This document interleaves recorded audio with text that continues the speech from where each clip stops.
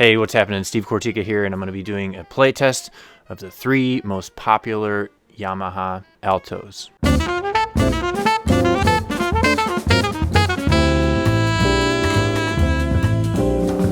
Big shout out to Woodsy's Music. Thanks so much for letting me use the custom 875 EXii, as well as the 62 Mark III Alto that I was using in this playtest. Also thanks to Tony Spicer, awesome repairman at Woodsy's Music and amazing saxophone player. He repaired both my Barry and my alto sax in the last couple weeks and made them play like a dream.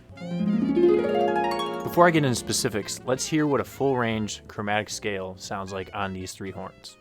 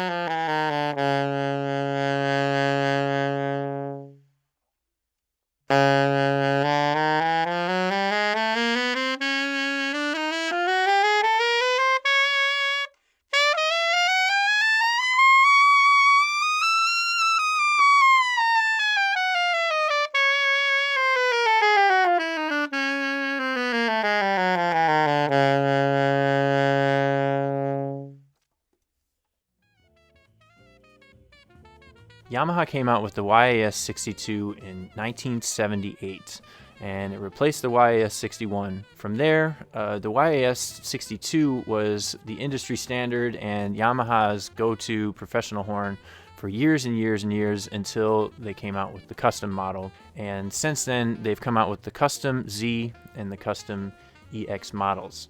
There's a lot of different variations and marks and just very, very slight differences between, the stock neck that came with the horn or what type of pads were used. The point of doing this playtest for me was just to see what the actual differences were or weren't, and I was kind of surprised actually at how similar these horns were. The gear I'm going to be using on this playtest is my Siles custom mouthpiece with a Boston Sax Shop 2-strength reed, and the lacquered V1 neck, which I'm using on all 3 of the horns in this playtest, specifically because I wanted to see if there was any difference in the sound of these horns.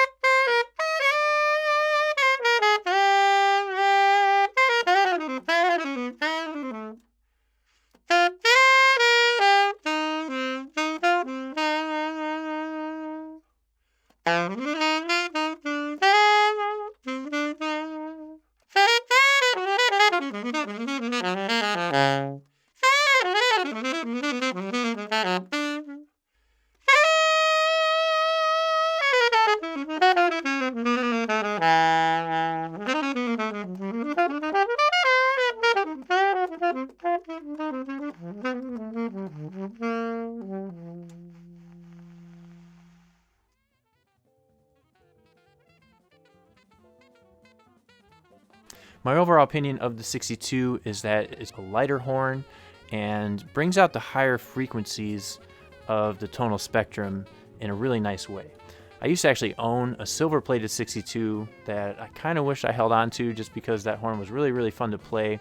I wasn't necessarily digging my setup at the time, so I thought it was the horn that I wasn't digging, but long story short, the 62 has been rocking since 1978, and I don't think it's going to be going anywhere anytime soon. I couldn't do a play test without trying to play some fast and flashy stuff for you, so I wanted to try and play Donna Lee just as fast as I could and then do some improvisation over the chord progression on these three horns. The biggest difference I noticed, and the reason why I wanted to do something flashy, was that the technique and the ergonomics of the horn do feel different.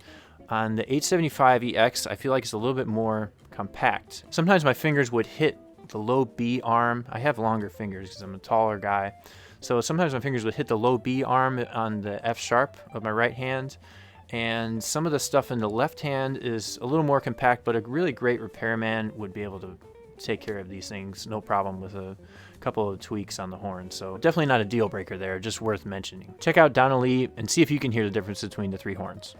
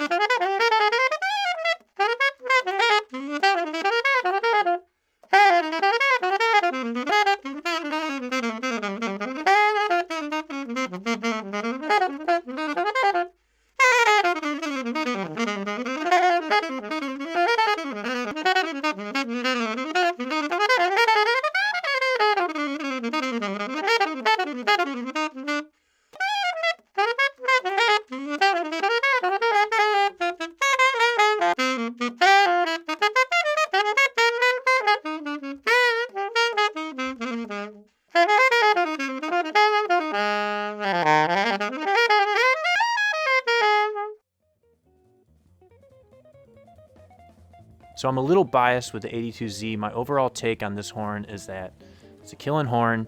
I was actually really surprised by the weight of this horn. This horn is a very heavy instrument.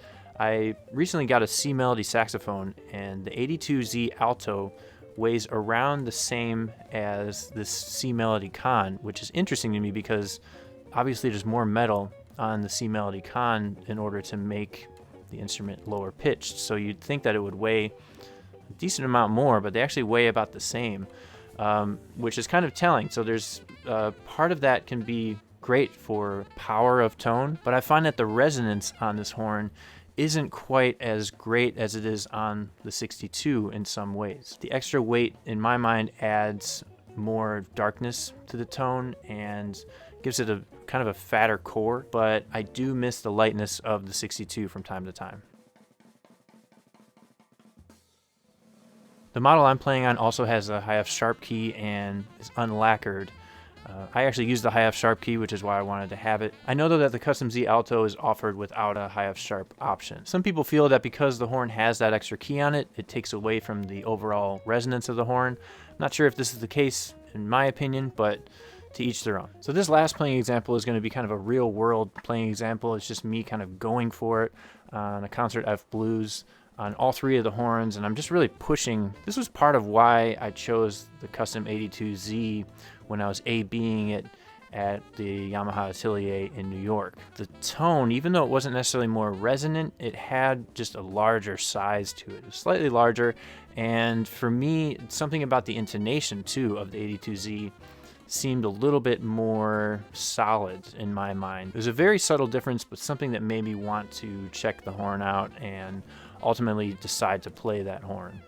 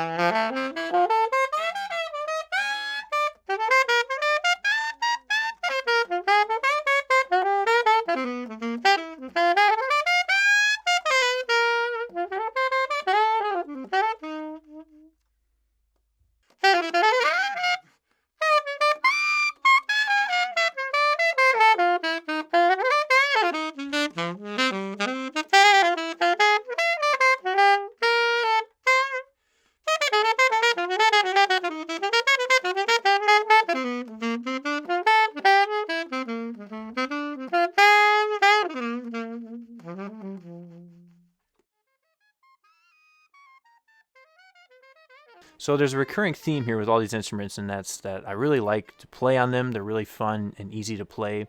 This one I noticed was a little bit different because the key heights were actually about 1 millimeter to 1.5 millimeters more open than on my 82 Zii. So I noticed that there was a little bit better projection on this horn. I think that that was centered around mostly the fact that the key heights were actually a little bit more open. Ideally, you know, it'd be great to be trying out 3 horns that had identical key heights, but unfortunately that wasn't the case in this situation. But I noticed that the sound, to be perfectly honest, was almost identical to the custom Zii, possibly a little bit on the darker side, but for the most part, that sparkle in the tone was still there and had a very, very similar feel to it. My biggest takeaways from this playtest were 1, Yamaha makes great horns, and 2, the reed, the mouthpiece, and the neck really make a much bigger difference than the actual body tube of the horn. Now these are things I probably knew ahead of time, but it was surprising to me how similar, honestly, these 3 horns sounded. I'm curious to hear your thoughts in the comment section below. If you've tried Yamahas next to each other or next to the horn that you plan, I'd love to hear your thoughts about the sound and what you think sounds better or sounds worse in this video. Thanks so much for watching, and we'll see you around.